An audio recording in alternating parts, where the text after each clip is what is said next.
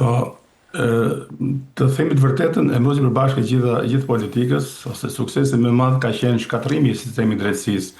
Dhe ne jemi dëshmitar akoma që gjitha partitë politike kanë përdorur krimin për të fituar zgjedhjet. Edhe tani ka depërtuar kaq thellë krimin sa që krimi po merr shtetin. Ky është një problem shumë i madh i çështë edhe sigurisë kombëtare të Shqipërisë. Pra krimi kërkon pjesën e tij, tani thotë që unë të kam sjell poshtet, tani do kam vrarë unë që të qeverisë. Kjo është fatkeqësisht evidente në Shqipëri, shikoni edhe në krimet vrasje që ndodhin kohë të fundit, shikoni që në organet larta të sigurisë shtetit antarësohen ose punësohen pjesë e organizatave kriminale. Kjo është një problem shumë i madh që shikojmë në Shqipëri. Dhe është koha tani krimi liga ardita që të i vinë pushtet, kështu që e ka të pamundur Rama ose gjithë qeveria që ta luftoj, sepse duke që bërë kompromise me krimin, nuk është se janë të sigurt ato, nuk janë të mbrojtur, kështu që duke qenë bashkëpunëtor edhe bashkëfajtor. Qartë, mirë, duhet të flasim edhe për një gjë të fundit bashkë që është mjaft e rëndësishme. Sot dhe nesër do të flitet për buxhetin e shtetit, buxhetin e vitit 2026, duke shpresuar që seanca në kuvend të zgjas dhe të ketë debate dhe të dëgjohen, po themi, të gjitha pikat dhe zërat e buxhetit dhe kundërshtit e opozitës,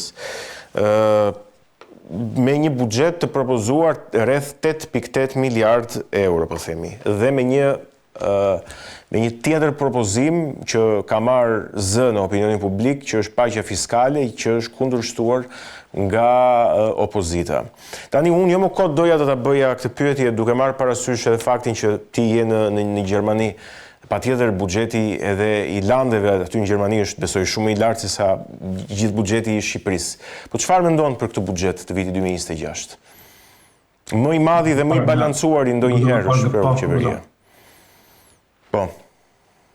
Duke pa me Gjermani sigurisht që është një mini buxhet, është shumë i vogël, por çështja e sinqeritetit ose aftësia për të menaxhuar parat nuk është e njëjtë. Sado që këtu janë shumë më mëdha, është kontrolli shumë i rreptë, investimet janë shumë planifikuara, funksionon komplet ndryshe, por 8.8 miliard euro ose 886.8 miliard lek është një shumë e konsiderueshme për Shqipërinë. Nga këto shpenzime buxhetare do jenë 6.7%, deficiti buxhetor do të jetë 63.7 miliard lek, por kjo varet edhe mënyra se si menaxhojnë këto para.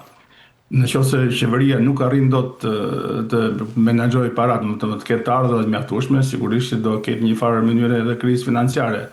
Por një farë mënyre rrugë tjetër nuk kanë përveç kësaj. Besoj që është një ndarje e mirë duke menduar nga ana e qeverisë, por njëkohësisht unë si qytetar i Shqipërisë jam kundër PPP-ve, sepse është mënyra më perfekte për të vjedhur parat, edhe shumë gjëra tjera. Me farë mënyre për mua është më mirë që këto para të shpenzohen për rimbursimin e ilaçeve, për mbështetjen e spitaleve dhe sistemi shëndetësor përgjithësi në Shqipëri, edhe sistemit arsimor, sepse një farë mënyre shpenzimet për arsimin nuk është se do jenë kaq të larta ose mund të reduktohen, edhe për shkak të asaj që shumë shkolla janë mbyllur, edhe një pjesë e mirë e popullsisë ka ikur, kështu që nevoja për t'i arsimuar, për t'i bërë këto. Sigurisht shteti, çdo popull ka nevojë gjithmonë për më shumë para, por për të balancuar një farë mënyrë shpenzimet, besoj duhet jetë shteti më i kujdesshëm dhe sidomos në shpenzimet e këtyre parave.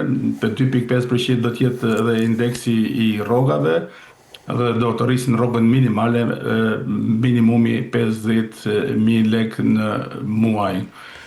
Është një buxhet kurioz faktikisht, por kjo varet shumë edhe mënyrën nëse do mundësi të arrijë ardhurat që të shtojë të ardhurat që të deficiti mos të jetë kaq i lartë.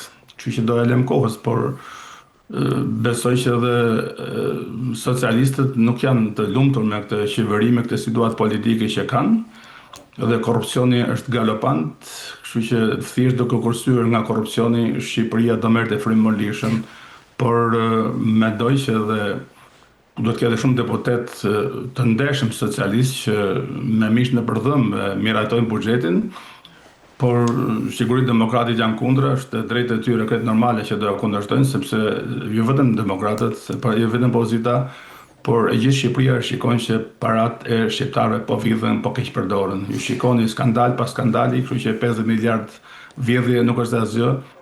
Ajo që më bën përshtypje faktikisht edhe një qendrim shumë i butë, shumë Po?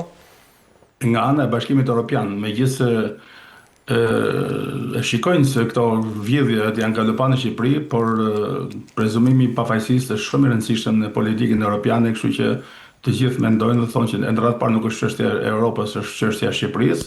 Dhe në radhë dytë le të akuzohet për miliona euro, përdesa nuk ka një vendim të formës pere nga gjykata, le të bëjnë shqiptarët çfarë të duan. Pra shqiptarët e dinë shumë mirë që po vidhen edhe kemi edhe zgjedhjet e fundit që u bën për zgjedhjet lokale, e kemi parë që pjesëmarrja ishte skandaloze, ishte 18.4%.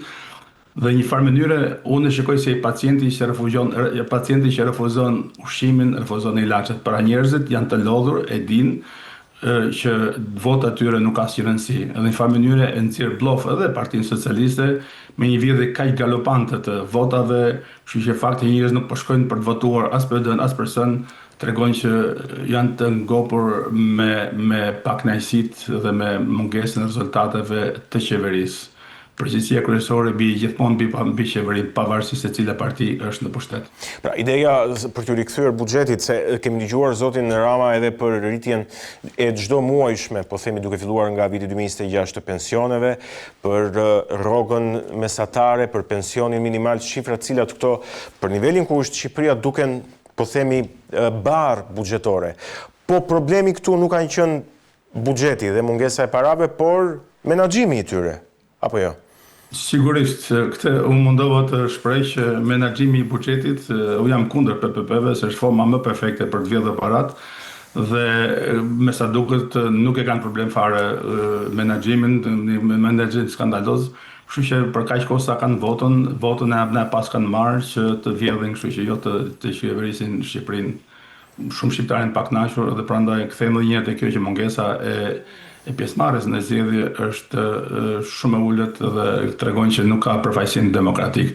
Dhe mënyra si do ta menaxhojnë pushtetin duke mos dhënë llogari fakti që në parlament çdo shqiptar e shikon, kush ka televizor shikon ose në celular, që vendimet kalojnë pa diskutuar, buxheti kalon, ligjet ndryshme kalojnë pa diskutuar, pa marrë informacione, në fundit, pavarësisht se opozita është e vogël në numër atje, është e drejtë ligjore kushtetuese e opozitës që të marrë informacion për gjithçka që kalon në parlament.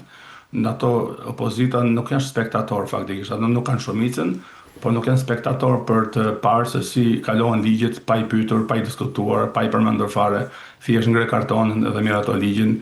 Kështu që do jetë një mësim shumë i mirë edhe për opozitën e sotshme që ndoshta dikur kur të vinë pushtet të ketë shumë kujdes me këtë lloj sjellje. Në farë mënyrë kjo është reciproke kjo që po ndodh, sepse ne kemi memorie pak më gjatë që shikojmë që nuk është se Partia Demokratike kur ka qenë në pushtet i kanë lulëzuar drejtat e opozitës. Socialistët kanë bërë një distancë gjatë, shkretëtire pa të drejta dhe janë shtypur dhe opozita e dikushme e shtypur.